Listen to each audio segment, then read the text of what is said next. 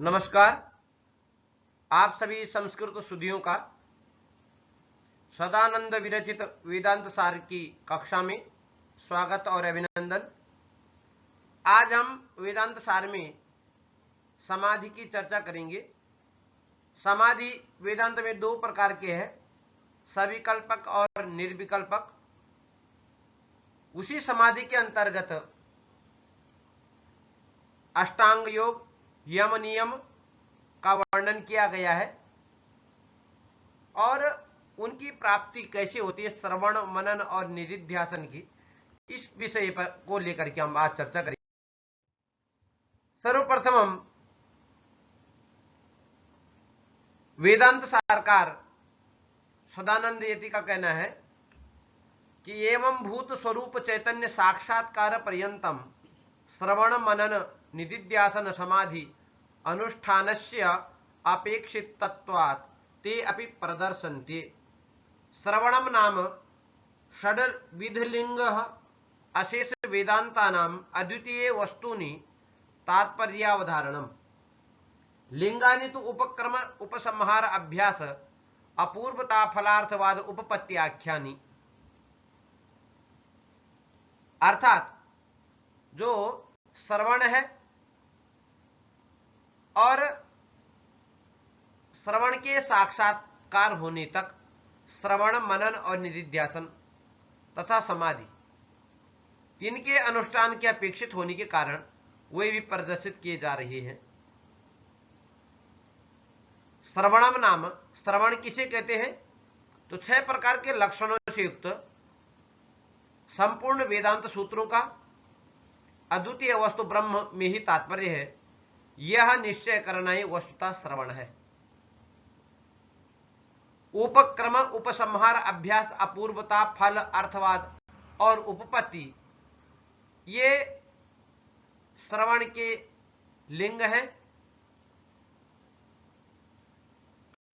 आगे कह रहे हैं, तत्र प्रकरण प्रतिपाद्यस्य अर्थस्य तद आद्यन्तयोः उपपादनम उपक्रम उपसंहारो यथा छांदोग्य उपनिषदि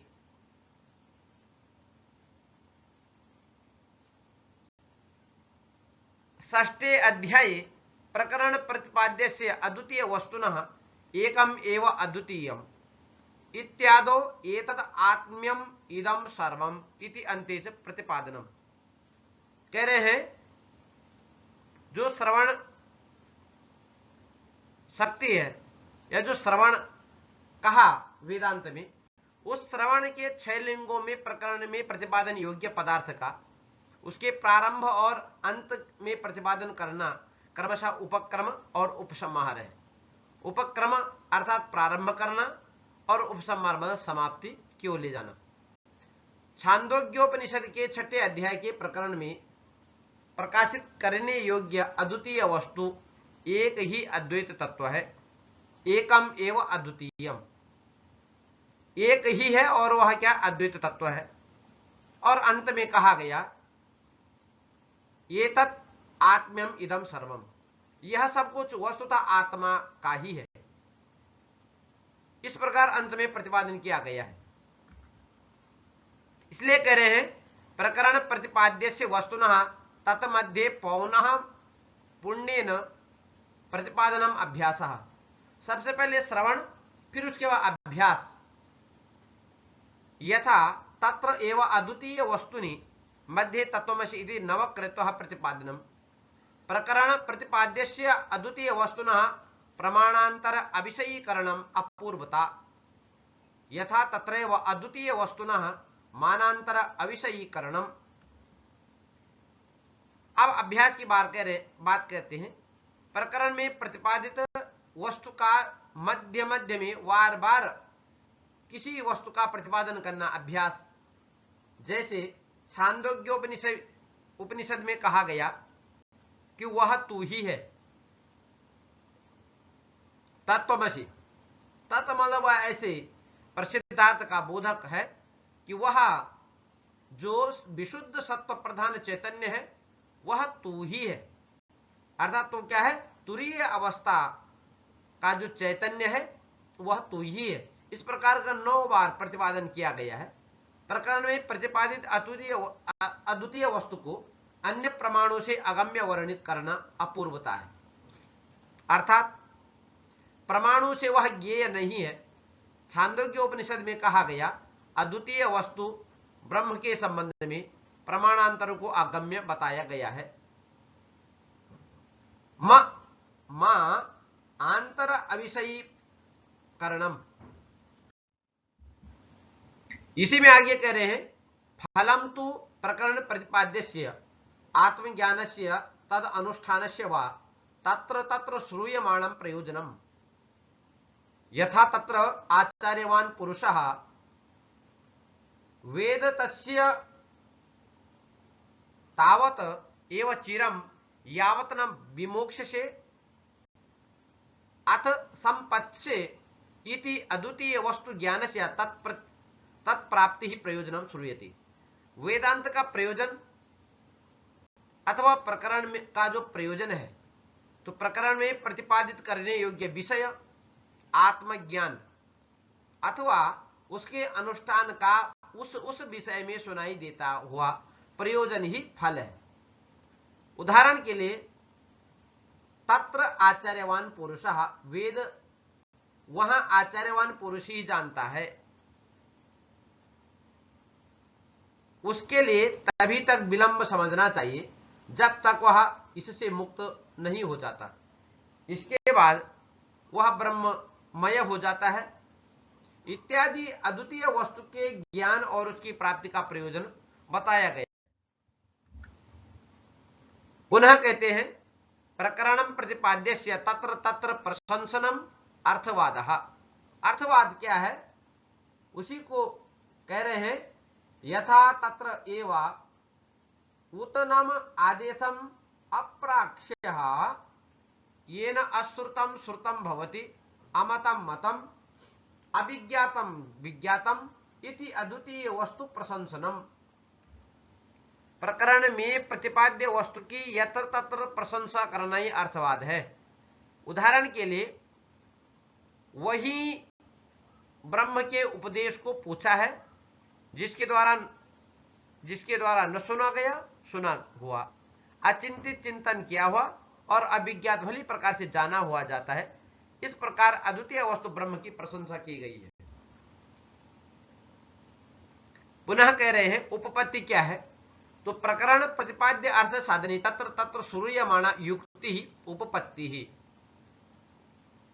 जो प्रकरण के प्रतिपाद्य वस्तु में जहां जहां श्रूयमाण युक्ति है उसको उपपत्ति कहा गया। उदाहरण के लिए यथा तत्र यथा सौम्य एकेन मृतपिंडेन सर्वं मृण्मयं विज्ञातं स्यात् वाचा आरंभणं विकारः नामधेयं मृत्तिका इति एव सत्यम् इत्यादो अद्वितीय वस्तु साधने विकारस्य वाचा आरंभण मात्रत्वे युक्ति श्रूयते।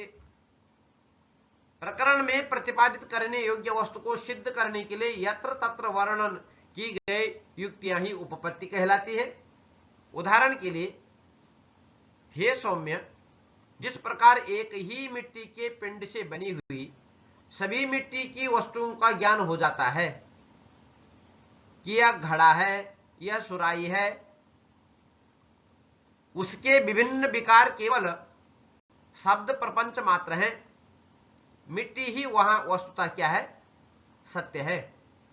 इस प्रकार का अद्वितीय वस्तु की सिद्धि में जगत प्रपंच रूप कार्य को वाणी का प्रपंच मात्र कहना युक्ति सुनाई देती है।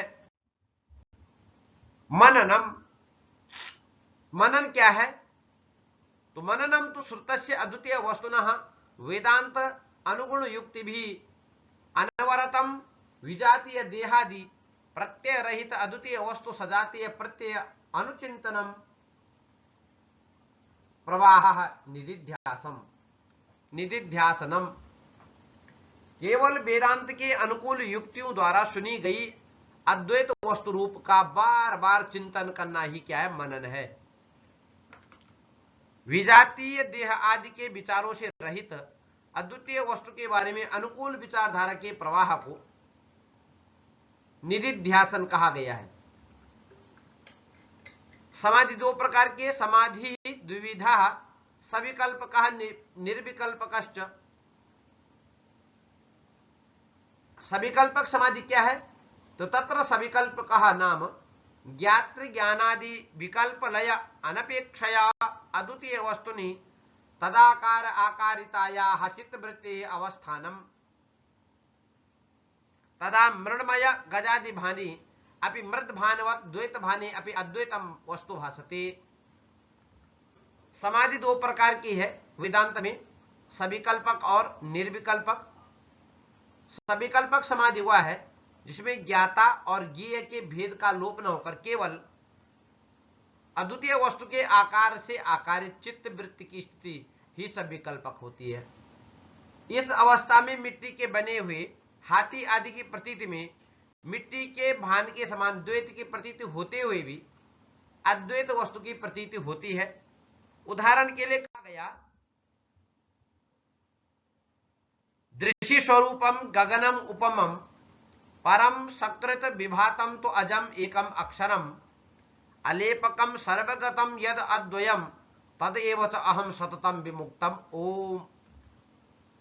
इसका साक्षात्कार आकाश के समान है जो हमेशा परम सूक्ष्म परात्पर सदैव एक जैसे प्रतीत होने वाला अजन्मा अविनाशी अद्वितीय निर्लिप्त सर्वव्यापक अद्वितीय और निर्मुक्त ओम ही है, मैं वही हूं।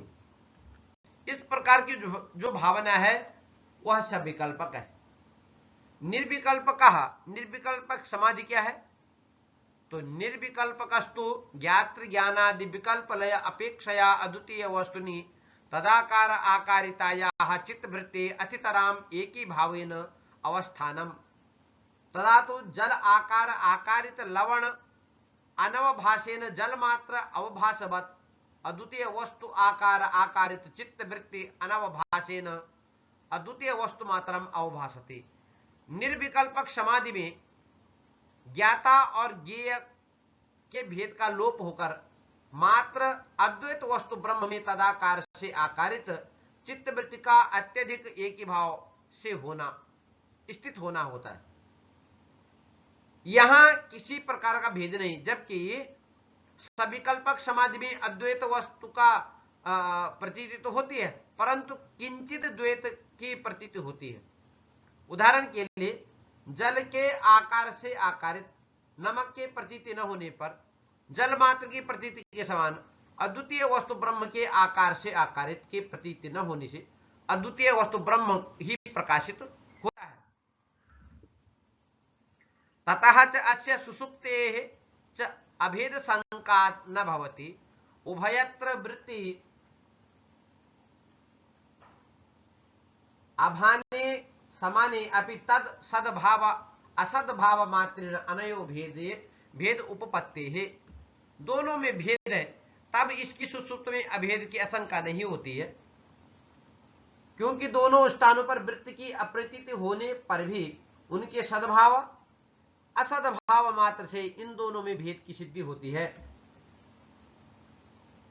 तस्य अंगानि अस्य अंगानि यम नियम आसन प्राणायाम प्रत्याहार धारणा ध्यान समाधयः तत्र अहिंसा सत्य स्तेय ब्रह्मचर्य अपरिग्रह यमाः शौच संतोष तपस्वाध्याय ईश्वर प्रणिधानानि नियमाः करचरणादि संस्थान विशेष लक्षणानि पद्म स्वस्तिकादीनि आसनानि रेचक पूरक कुंभक लक्षणा प्राण निग्रहोपाया प्राणायामाः। इसके जो अंग है, किसके? समाधि के 8 अंग का निरूपण करते हुए कह रहे हैं कि जो वेदांत की जो समाधि है उसके 8 अंग है, यम नियम आसन प्राणायाम प्रत्याहार धारणा ध्यान और समाधि। उसमें जो यम है वह 5 प्रकार का है, अहिंसा सत्य अस्तेय ब्रह्मचर्य अपरिग्रह। इसी प्रकार से नियम भी जो है वो 5 प्रकार का, शौच संतोष तपस्वाध्याय ईश्वर की आराधना और नियम। पुनः आसनों के विषय में कहते कि हाथ पैर आदि की स्थिति विशेष के बोधक पद्म, स्वस्तिक आदि आसन है। प्राणायाम रेचक, पूरक, कुंभक लक्षणों से युक्त प्राण को नियंत्रित करने के उपाय ही क्या है? प्राणायाम है। फिर प्रत्याहार के बारे में कह रहे हैं, इंद्रियाणाम स्व विषयेभ्य प्रति आहरणम प्रत्याहारः। धारणा क्या है? तो अद्वितीय वस्तुनि अंतः इंद्रिय धारणम, धारणा और ध्यान क्या है? तत्र अद्वितीय वस्तुनि विच्छिद्य विच्छिद्य अंतः इंद्रिय वृत्ति प्रवाह ध्यानम और समाधिस्तु उक्त सविकल्पक एवं। ये क्या है? 8 अंग है। अपने अपने विषयों से इंद्रियों के निवृत्त करने का नाम प्रत्याहार है, और प्रत्याहार करके अद्वितीय वस्तु ब्रह्म में मन बुद्धि चित्त को नियोजित करना ही क्या है? धारणा है। उन अंतःकरण की वृत्तियों को, मन बुद्धि चित्त को रुक रुक करके अद्वितीय वस्तु ब्रह्म में प्रवृत्त करना ही ध्यान है। पहले धारणा है, उन धारणा का मतलब धारण करना। उसके बाद उनको धीरे धीरे करके उन अंतःकरण वृत्तियों को, मन बुद्धि अहंकार चित्त, इन प्रवृत्तियों को धीरे धीरे करके अद्वितीय वस्तु जो ब्रह्म है उसमें प्रवृत्त कराना ही ध्यान है। और समाधि तो सविकल्पक ही है, जो पर कही गई है। एवं अस्य अंगिनः निर्विकल्पिकस्य लय विक्षेप कषाय रसास्वाद लक्षणा चत्वारः विघ्नाः संभवन्ति। लयः तावत् अखंड वस्तु अनवलंबनेन चित्तवृत्तेः निद्रा, अखंड वस्तु अनवलंबनेन चित्तवृत्ति अन्य अवलंबनम विक्षेपः। इस प्रकार मुख्य निर्विकल्पक समाधि के लय विक्षेप कषाय रसास्वाद 4 विघ्न होते हैं। निर्विकल्पक समाधि में 4 विघ्न होते हैं। अखंड वस्तु ब्रह्म का आश्रय प्राप्त के बिना चित्तवृत्ति का निद्रा के वशीभूत होना, ये लय है, पहला विघ्न। अखंड वस्तु को प्राप्त करने से पहले चित्तवृत्ति का आनंद, विषयों में भटक जाना, ये विक्षेप है। लय विक्षेप अभावयपि चित्तवृत्तेः राग आदि वासनया शब्दी भावात् अखंड वस्तु अनवलंबनम कषायः। अखंड वस्तु अनवलंबनेन अपि चित्तवृत्तेः सविकल्पक आनंद आस्वादनम रसास्वादः। समाधि आरंभ समये सविकल्पक आनंद रसा आस्वादनम वा। लय और विक्षेप के अभाव में चित्तवृत्ति का राग आदि संस्कारों में जड़ता वश अखंड वस्तु अर्थात ब्रह्म तक न पहुंच पाना, ये कषाय है। अखंड वस्तु अर्थात ब्रह्म का आश्रय प्राप्त किए बिना ही चित्तवृत्ति का सविकल्पक समाधि के आनंद का रसास्वादन, ये रसास्वाद नाम का 5वां विघ्न है। ये रसास्वाद नाम का विघ्न है। अथवा समाधि के चौथा वो है विघ्न, अथवा समाधि के आरंभिक समय में सविकल्पक समाधि के आनंद से संतुष्ट होना, ही क्या रसास्वाद है। इसलिए कह रहे हैं कि अनेन विघ्न चतुष्टयेन विरहितम। ये जो 4 विघ्न निर्विकल्पक में है, उन विघ्न से रहित होने पर चित्तम निर्वाद दीपवत अचलम सत अखंड चैतन्य मात्रम अवतिष्ठते यदा तदा निर्विकल्पक समाधि उच्यते।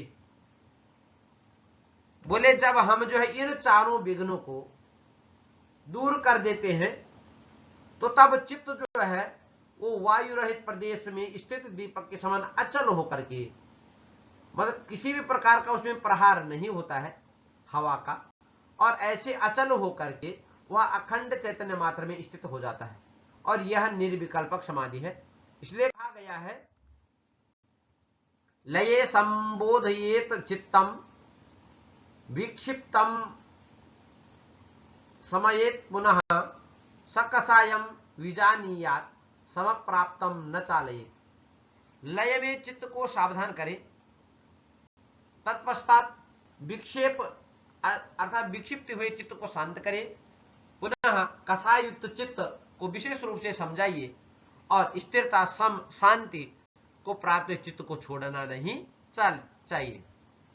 न आस्वाद एत रसम तत्र निसंगः प्रज्ञया भवेत, यथा दीपः निवातस्थः न इंगते सोपमा स्मृता।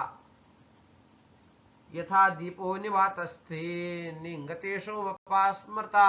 ये गीता का कथन भी है। रसास्वाद में रस का आस्वादन न करे, अपितु प्रज्ञा अर्थात बुद्धि के द्वारा ठीक उसी प्रकार स्वयं को पूर्ण रूप से आसक्त रहित करे। जिस प्रकार वायु रहित प्रदेश में स्थित दीपक चलायमान नहीं होता है, इसी प्रकार साधक को निर्विकल्पक समाधि के 4 विघ्नों से दूर होकर के जो लय, विक्षेप, कषाय और क्या है समता है, इन चारों विघ्नों से आगे बढ़ करके यह रसास्वाद जिसको कहा, कषाय केवल रसास्वाद आया ना, तो इन विघ्नों को पार करके और सविकल्पक समाधि में प्रवेश करना चाहिए। आज हमने वेदांत सार के अनुसार श्रवण मनन निधिध्यासन, उसी में जो है समाधि के प्रकार, अष्टांग योग,